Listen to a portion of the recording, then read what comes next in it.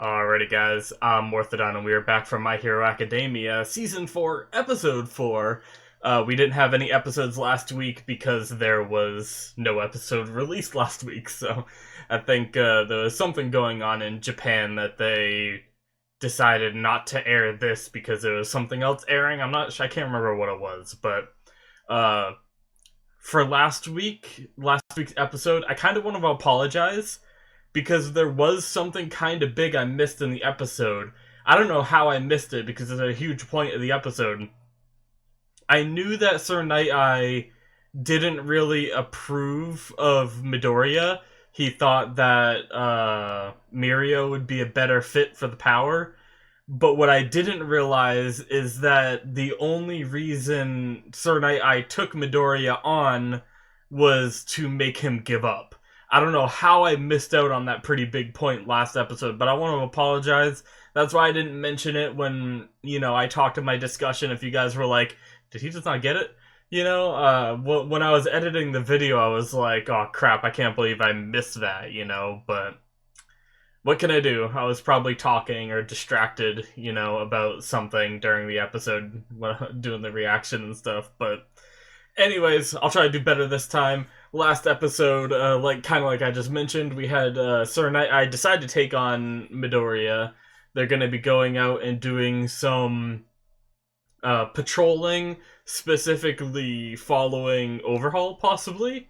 That seemed like what they were talking about at the end of the episode. And then the after credits, we actually had Overhaul bumping into, or not Overhaul, well, sort of.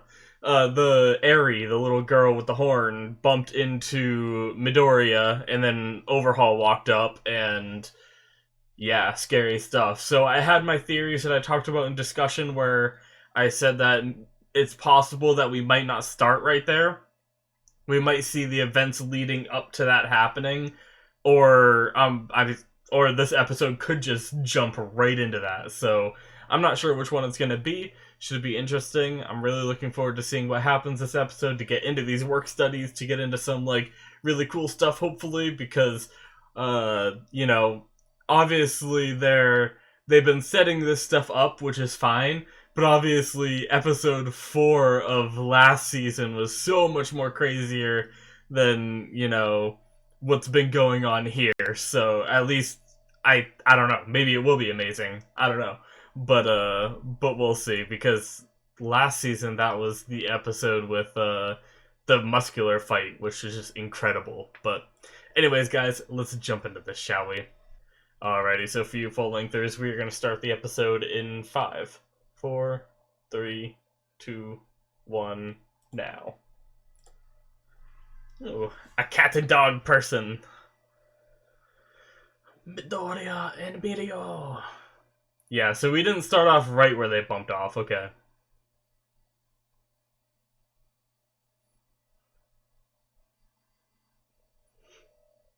Yeah. Yeah, I guess that is true during the internships. He just got right into combat. Oh god. I want to see Mirio fight in public because he always loses his clothes, so how's that gonna work?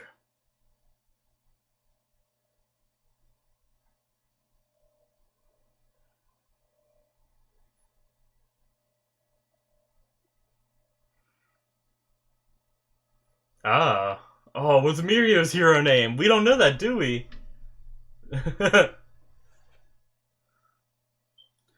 Lemillion.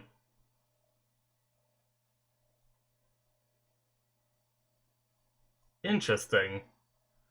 Huh.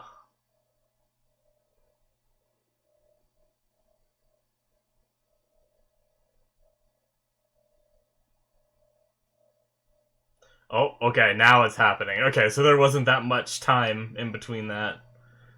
Damn.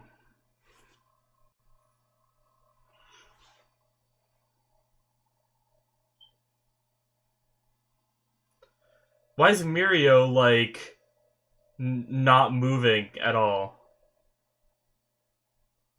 Oh. Hey,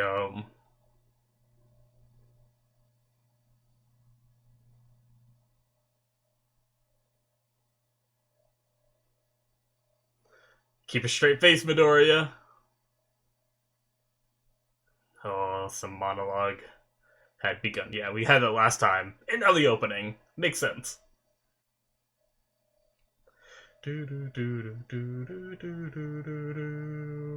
Oh, this intro.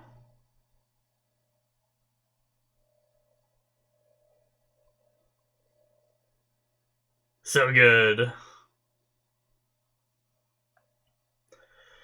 Oh, man. So, Midori is just immediately in the thick of it, but he has to make sure that, because apparently he's not wanted by the cops right now, so he just has to play it off like he doesn't know the person, I think, is what has to happen.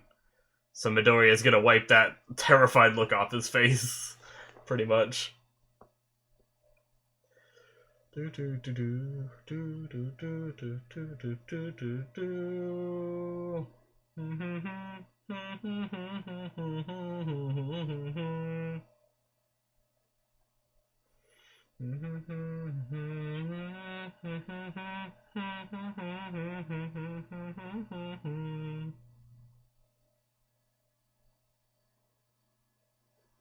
I'm so excited to delve deeper into the story that's going on.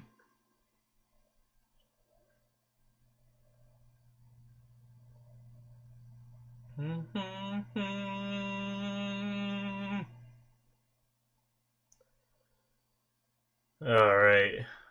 Daughter.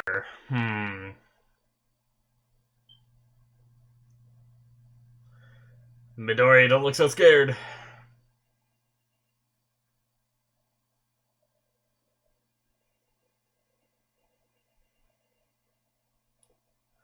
Good job, Mirio.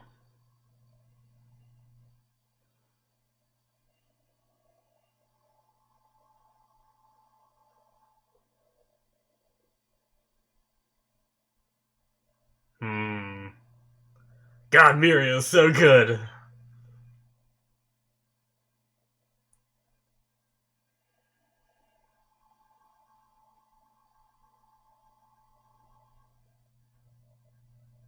Yeah.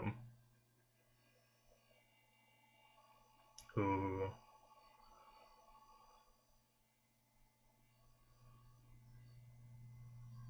Damn, Mirio, you're so good. Oh. Oh, man. Oh, shit. Oh, Midoriya, what are you gonna do?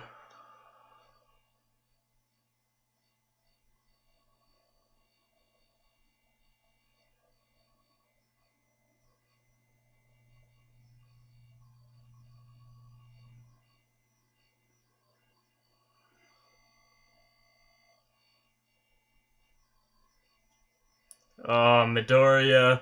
I get what you're doing, buddy, but you're towing a line.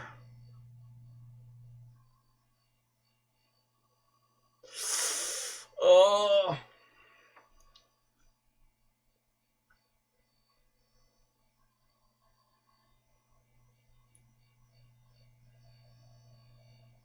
Hmm.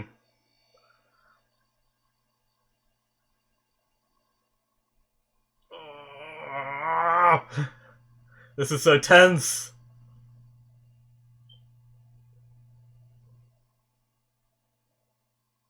Damn. They both have their own idea.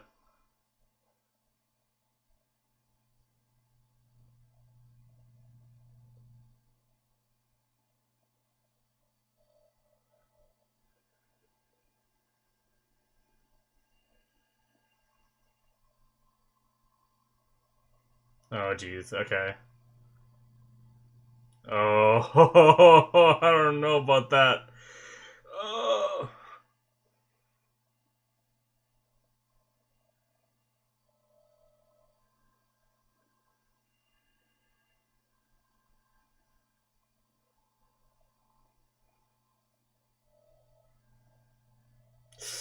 Oh.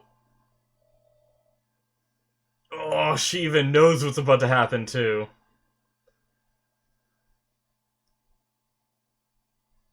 Yeah, she doesn't want him to get hurt. Oh, damn. I think. Wow.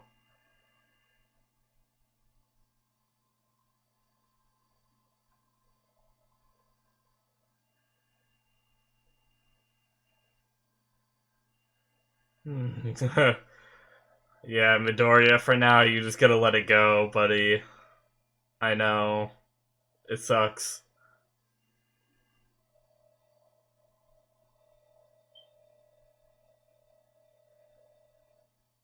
Yeah.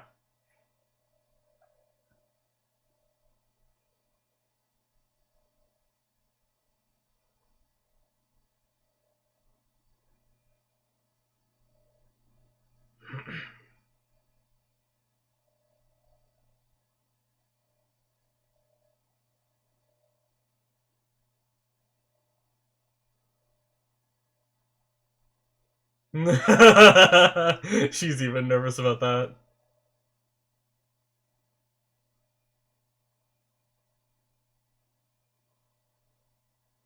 No, he's dead.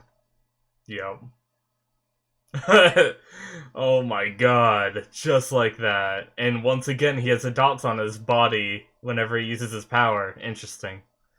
Oh.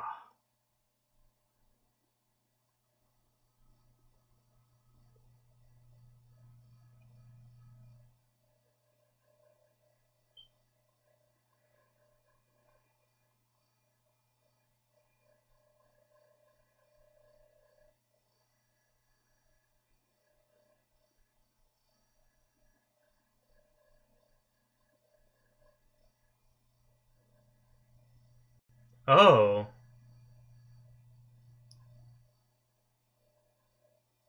Those were the people that were like stuck in the ground and all that crazy crap. Whoa, what?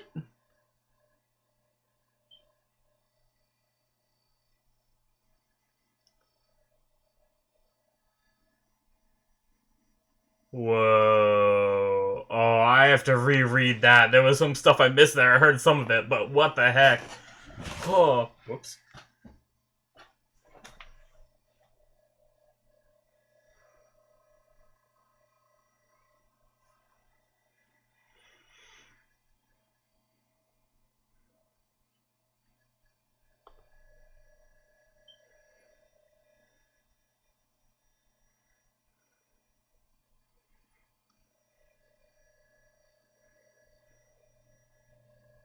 Hmm.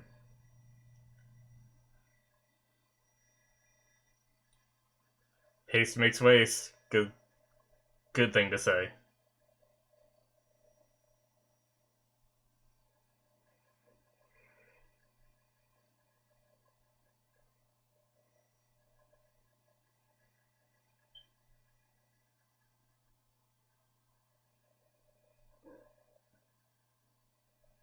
Yeah.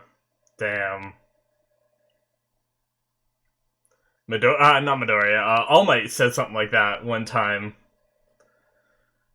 way back when they did their training, indoor training. That was the first fight between Midoriya and Deku. Midoriya and Deku, Midoriya and Bakugo.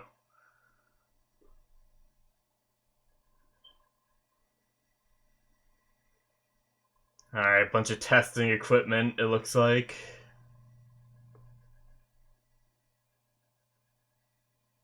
a little dude, such a weirdo.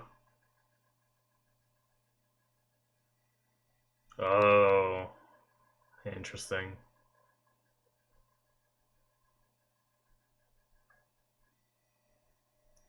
Yeah.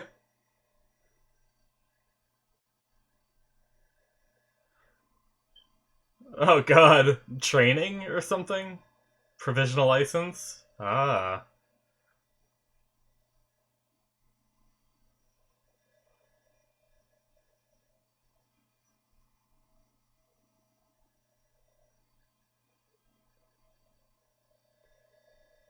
okay. God damn it. Bakugo.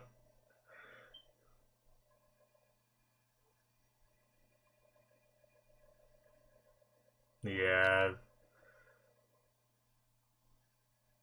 it's bugging the crap out of him.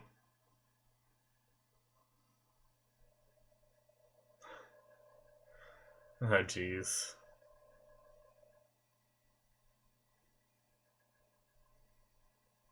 Oh, he wants to talk to All Might about what's going on, maybe?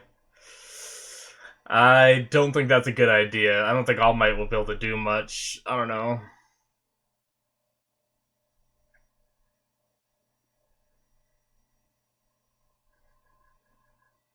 Oh.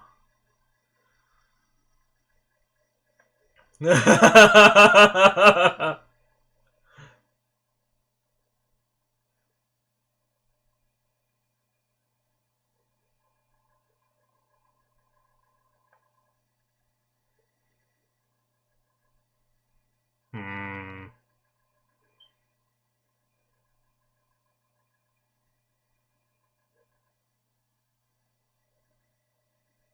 Damn.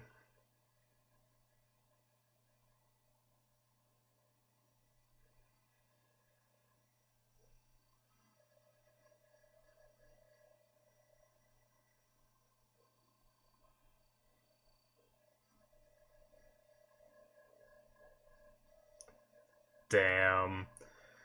I see where Midoriya is getting at.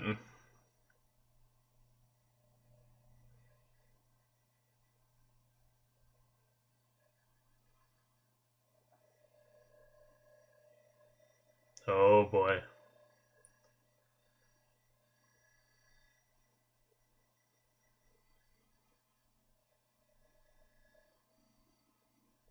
Hmm. Oh. 5 years. Makes sense, okay. That's kind of what I assumed his role would be. Okay.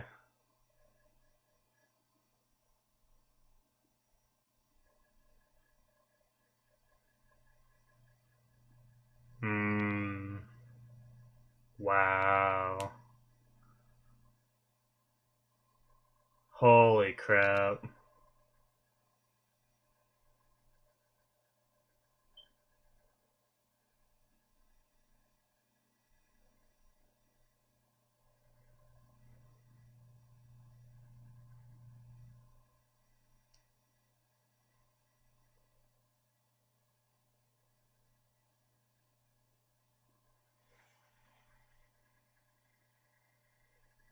Hmm.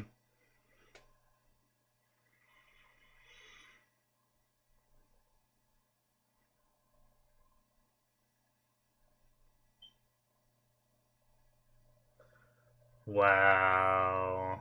Oh man. That is heavy.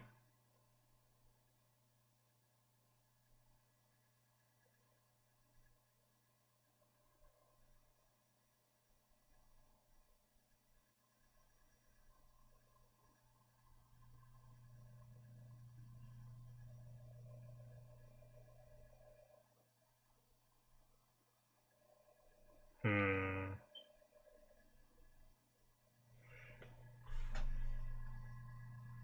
I feel like there's like a bug on my leg or something. Damn.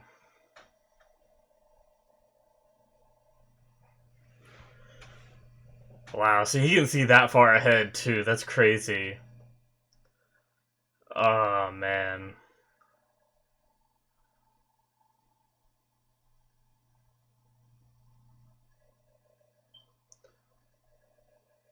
Oh.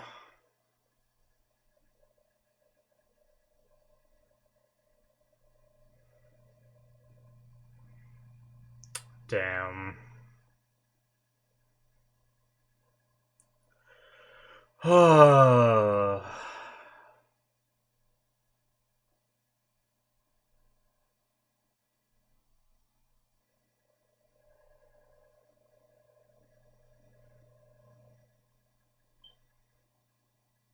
Wow. Oh my god.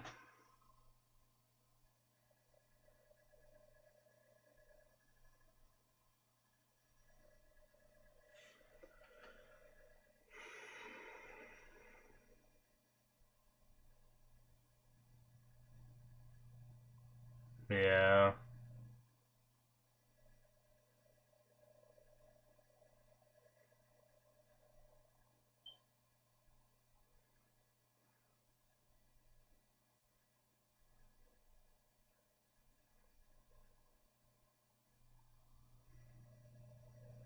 Damn.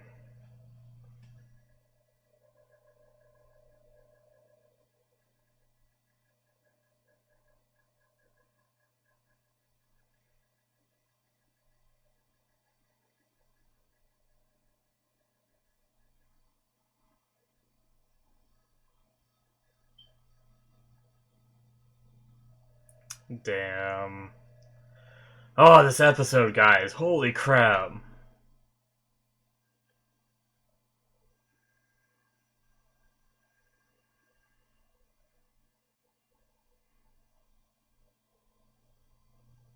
Six or 7 years.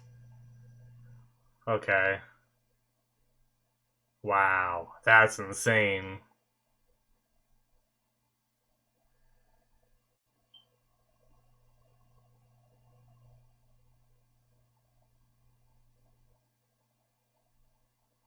Wow. Okay, I see.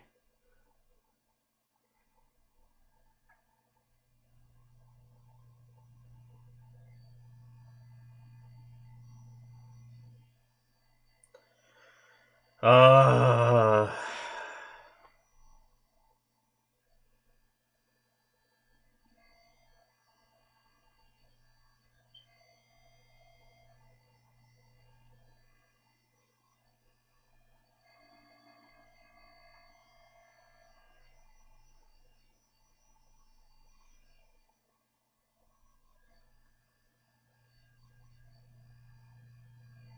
Oh, wow.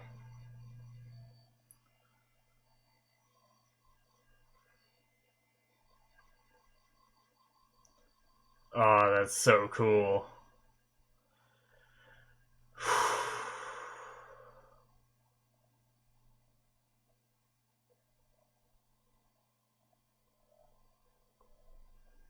Wow.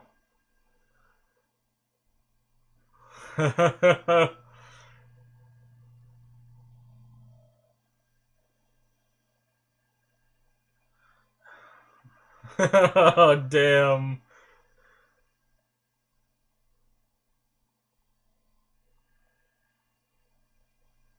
Oh, man.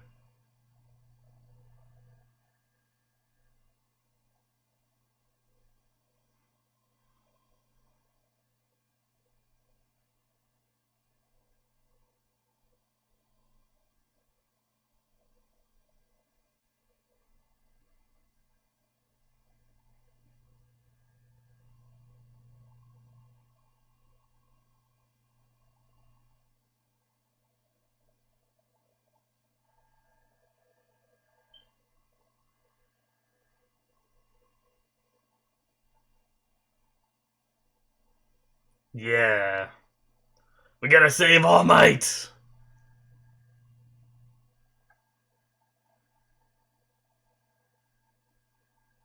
Damn.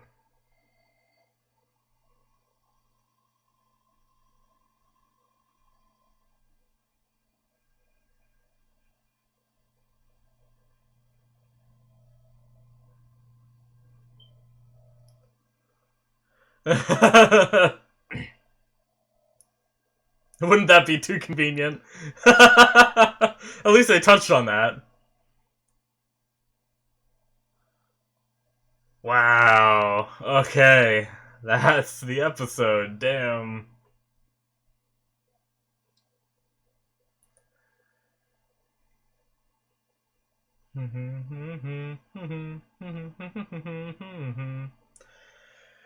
Oh, that was a heavy ass episode, man.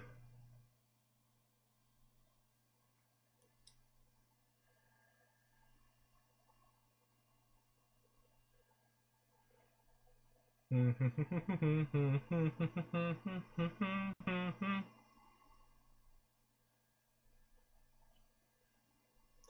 wonder if there will be after credits this time.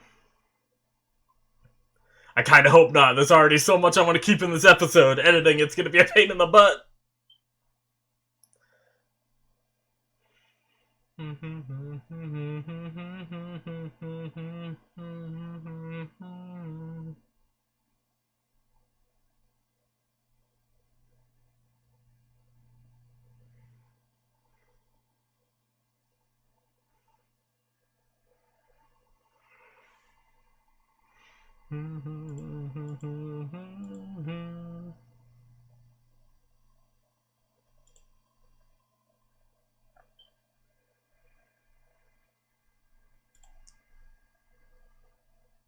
Oh, there's after credits. Crap! Okay.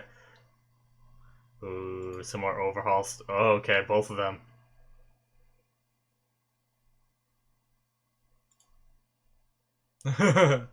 Interesting.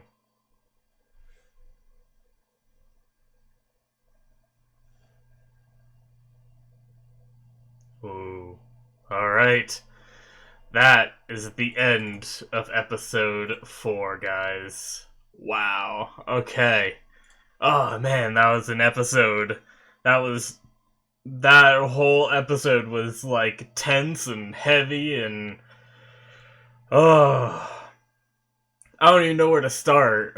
I mean, I guess we just gotta start from the beginning, right? Like, so Mirio is very good. Like, I completely understand where Midoriya is coming from, but kind of like what Sir Nighteye said later on in the episode,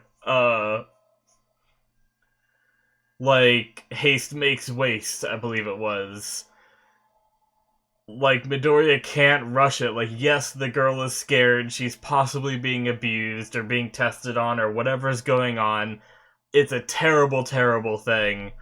But, you know, revealing that they're hunting Overhaul in this situation isn't something that's gonna help the situation in the long run, you know? And another thing Sir Nighteye said, just, he's full of great wisdom, essentially, is, you know, you can't, basically, I don't remember word for word, but it's basically you can't prove innocence on good intentions, you know? Just because Midoriya thinks that this girl needs to be saved doesn't mean you can legally prove that this girl needs to be saved, you know?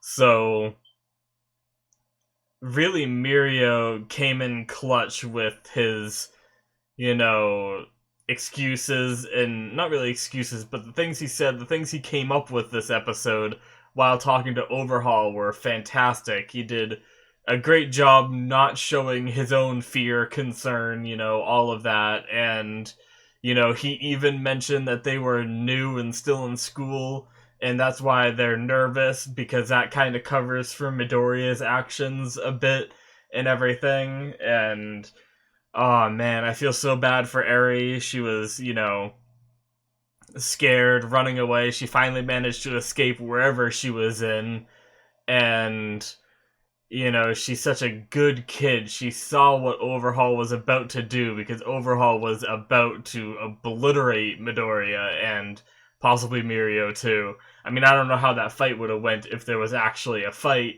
but she saw that killing intent and just surrendered herself back so that way these nice heroes wouldn't get hurt. Oh, I feel so bad for her. But that whole beginning bit was just so tense and so good. Oh, man.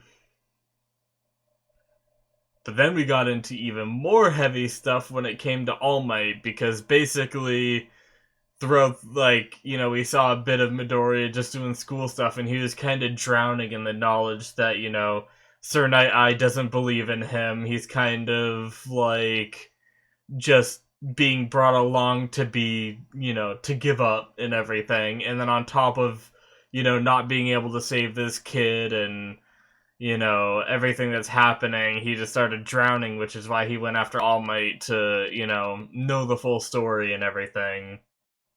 Which the full story is crazy, because Sir Night-Eye's foresight can apparently go 6 or 7 years into the future. So, Basically, I was a little confused. The text was moving very fast. I'm a pretty quick reader, but I felt like I missed a couple things here and there. But there was one thing I didn't realize in the moment until they clarified later on in the episode was Sir Night-Eye's foresight could go 6 or 7 years into the future, which they didn't. If they did say that, I didn't really realize it was that far because I knew that he uses foresight on All Might. I knew he, possibly could have predicted some stuff, but I didn't realize he saw that far when he said his line about you'll die a horrible, gruesome death to a villain, you know? I didn't realize that was a foresight. I thought that was just him saying, like, this is what's gonna happen if you continue, you know? That's kind of like a typical thing that you say to someone that's really pushing themselves in that kind of situation. You'd say something like that, but I didn't realize it was like a foresight kind of thing. And so when Midoriya was freaking out about, like, oh, All Might's gonna die, I thought he was just taking, like, the subtleties of All Might's, like, illness and stuff like that into account and everything. I didn't realize he literally meant All Might is gonna die, and apparently within the next year or two. So I didn't catch on until they mentioned his foresight being 6 or 7 years in the future and saying, like, you're gonna die to a villain. Like, later on they readdressed that topic and it finally, like, all clicked, you know? So basically that's why ever since the beginning we've had All Might talking about how he's gonna, disappear. When they had the conversation about who All For One is, All Might couldn't tell Midoriya that he was gonna die. And that wasn't back then. I obviously just assumed that was him, like, assuming by the time that fight happens again, he'd be dead, just because of his illness and stuff like that, and it'd be that far into the future. But no, he literally, like, knew his future. He knew he was gonna die and stuff like that. Oh, man. There was a lot this episode that I did kind of, like, assume. We had, like, we basically got reconfirmed on what we already knew, is a lot of the situation between Sir Night-Eye and All Might kind of figured that it was going to be something along the lines of Sir Night-Eye, either being smart about something, or even now that we know his quirk, using foresight and seeing into the future, and trying to convince All Might of something. All Might doesn't listen, they, have a dispute, and apparently it got even more fractured by Midoriya being picked over Mirio and all that, which is another thing where I figured that Sir Night-Eye probably held a little bit of a grudge against that, because, he was training this kid to become the next successor. He's a very good match, and Sir Night-Eye even thought that and everything, and yeah, which it's kind of interesting because if you can see that far into the future, obviously they said the farther he looks, the less accurate it is, which means that All Might's death is towards the end of the prediction, which means it's potentially the most, like, possible thing to change, So basically, but they also said that his predictions have never been wrong. So what I get out of that is he's predicted everything that's happened to All Might in these last, like, 4 years or however long it's been since he made that prediction. That 4 or 5 years probably. Everything that he saw has come to pass, which is insane, right? Oh my god, his quirk is amazing. Granted, you have to touch the person and make eye contact, so obviously that's not something super easy to do in combat and stuff like that, especially against Overhaul. If you need to touch Overhaul, you're dead, That's what it seems like, unless it has to be Overhaul's hands. I don't know if Overhaul's hands are the only part of his body that can kill someone, Well, no, because I'm pretty sure we know that's not the case, because didn't Mr. Compress touch Overhaul's arm and his arm blew up? So it wasn't even his hand that did that, I think. Uh if I'm recalling that scene correctly. So that means that, yeah, so even if Sir Nighteye tries to touch him to use his quirk, he's pretty much dead. So the limits on his power are still pretty, hindering, but that's insane for, like, anybody that's willing to be like, yeah, look at my future. But I kind of like how they kind of address, like, how the Midoriya wants to try to change the future. He wants to try to make sure All Might lives. Obviously understandable. But Midoriya made the little joke at the end about using Sir Night-Eye's quirk to see if anything's changed, Because if he did it again, the closer the memory is, the more accurate it'll be. You can pretty much almost guarantee whatever he sees in the next year or two would probably come to pass, unless, like, some extreme twist of fate happens. But and then All Might made the joke of being like, well, wouldn't that be too convenient and stuff? So I think that was them kind of talking to us, the audience, saying, like, they're probably not just going to use his quirk to answer every question the show has, because obviously that would be ridiculous if he could just, look into everyone's future and tell them where they're going to be in, like, their best course of action and stuff like that. So I don't know. It's just insane how broken his quirk could be. I'm a little worried that Sir Night-Eye could die.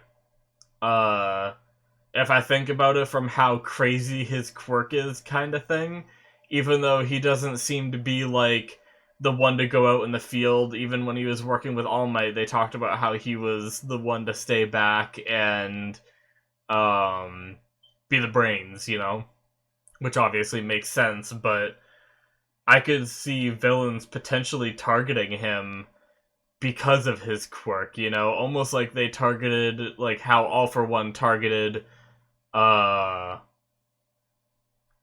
what's her name? I can't remember her name, but it's one of the Pussycats, the one with the search quirk. Uh, Shoot, yeah, I can't remember her name. But her quirk was ridiculous, being able to look at up to 100 people and tell, like, everything about them and the weaknesses and stuff is insane, and I see why All For One took that. Can you imagine if All For One had Night-Eye's quirk? That would be ridiculous. Granted, I don't know if Sir Night-Eye can use it on himself. Like, could he touch his own face and make eye contact in a mirror and see his own future? Or can he only do it to other people? That's an interesting, like, question that I have about that. I'm not sure. Oh man, but it was just everything that happened this episode was just so heavy. Like, the conversation between All Might and Midoriya, just the fact that, Midoriya is kind of going through so much. I understand where he's coming from and everything, but just the fact that, he kind of needs to come to terms with the fact that All Might chose him still, even though there was, other plans. He should, kind of take that in stride, that he was so convincing that this other guy who was so good, like, so perfect for the quirk, perfect personality, perfect quirk to combine with One For All and everything, and yet All Might still saw something more in Midoriya, or at least saw himself. But man, it's kind of interesting because we kind of know that Midoriya, like, thinking about it, can we assume that Midoriya isn't gonna make any, like, amazing feats in the next, like, 5 or 6 years? Because, Sir Night-Eye used his quirk on Midoriya, so shouldn't he have seen that far into the future and know, unless it's like something where he has to be looking at you for a long time to be able to see that far, there might be some limitations like that. But if he was able to see 5 to 6 years into Midoriya's future, he should know that Midoriya is a good choice, because I would have assumed by 5 or 6 years from now, Midoriya would have done some great things. Obviously he might not be the number one hero because he's still young in 5 to 6 years from now. He'd be they have like 3 years of school, and are they just starting their second year, or because they had the summer camp and now they're back in, so I think they're starting the second year. So I guess they have, like, technically, like, roughly 2 years of school left, and then that'd be, like, 3 or 4 years past school. But that's still not enough to really become the number one hero and stuff like that. So, I don't know. It's interesting. Maybe there's just more conditions that we don't know about Sir Night-Eye's power, where he wasn't able to see everything about Midoriya yet. Or he saw that Midoriya did great things, but still thought that Mirio could have done better things, I don't know. Interesting stuff, though. Man. This episode was just so good. I wanted to go back because we had something about... where was it?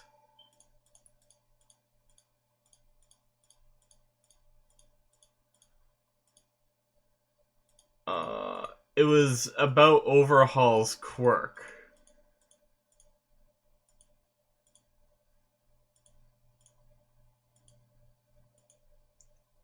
Hold on. Yeah. Okay. Try to rewatch this for a second. See if I can find it.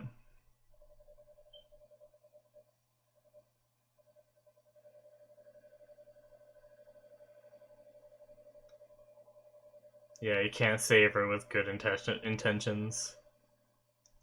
I like that he said kind of the same line that All Might said. I wonder if All Might kind of got it from him, or if it was just them being together that kind of wore off on each other. But we had the line of,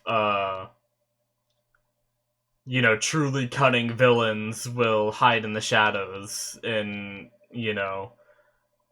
and be... basically, because Overhaul doesn't have, like, any crimes that they can pin on him. And that's pretty much, like, a lot of times what All Might was trying to teach them in the beginning when they were doing... I mentioned it during the episode, but in case I had to cut it out or something. The fight between Midoriya and Bakugo back then, the first one, where they were doing that battle training to recover, like, the nuke. They were saying, like, truly cunning villains do everything in the shadows. That's, like, almost the exact thing that All Might was talking about. And that's why they were doing, like, the training, like, indoor in layers and stuff like that, and all that. So that's just an interesting little thing that they both mentioned.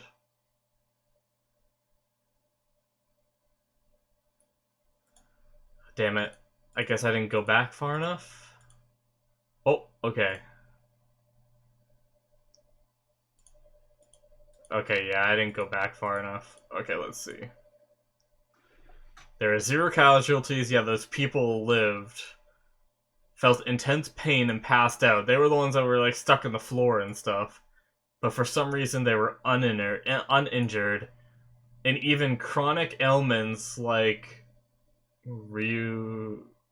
rheumatism and cavities were completely gone.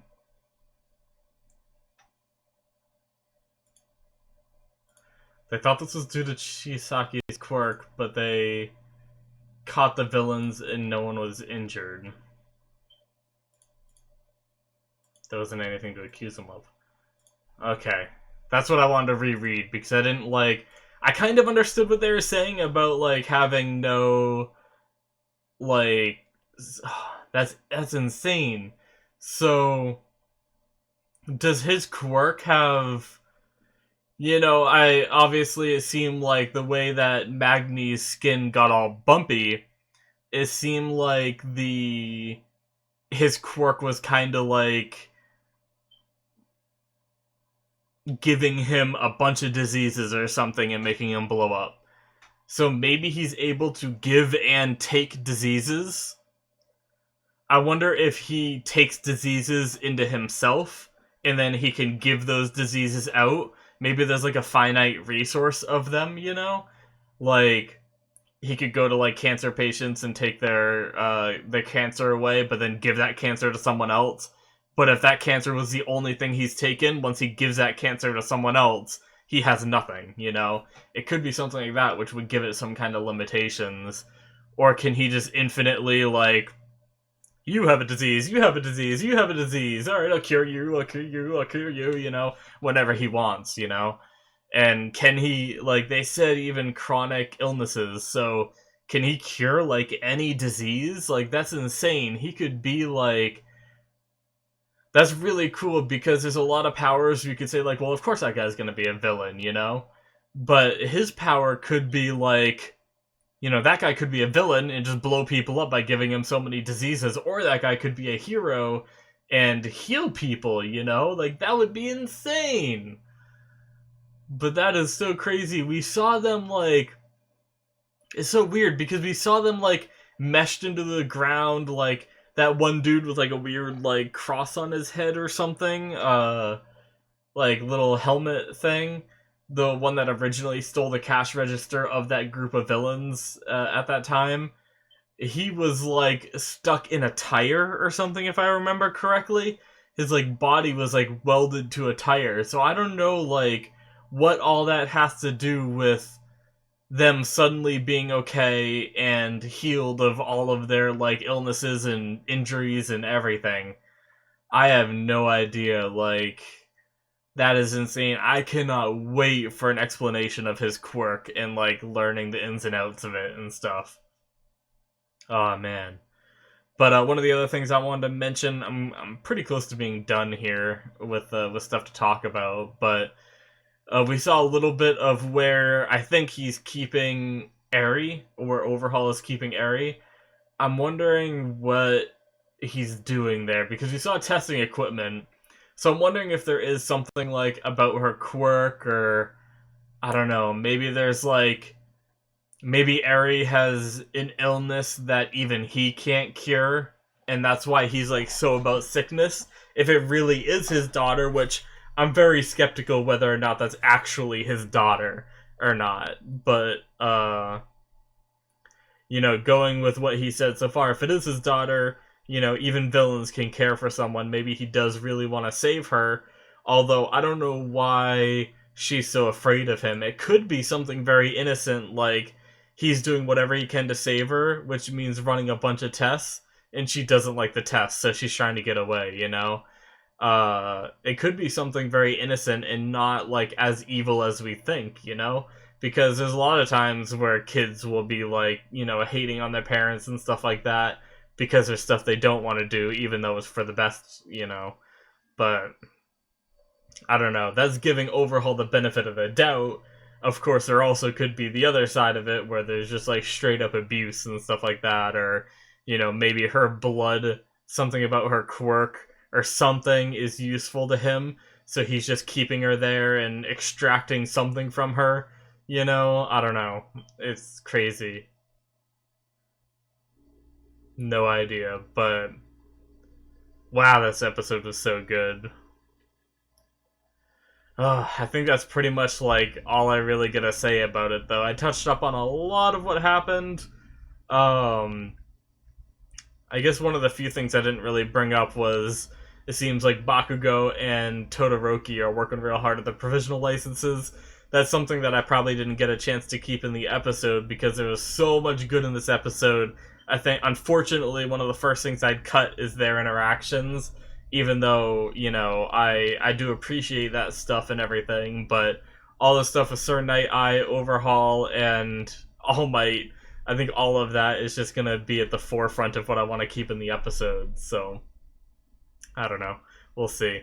But yeah, they were all, like, bruised up and stuff from fighting and all that, but yeah, guys, I think that's it for this episode. Hopefully you guys enjoyed it as much as I did. if you guys want to support the channel, you can hit that subscribe button. You can also go into the description where there's a Vimeo link, and you guys, not a Vimeo link, wow, stupid me. I've been doing that a lot recently. Down in the description, there's a Patreon link where you can support the channel further with money, if you wish, and you get some benefits in return, like full length, which will be in effect for My Hero.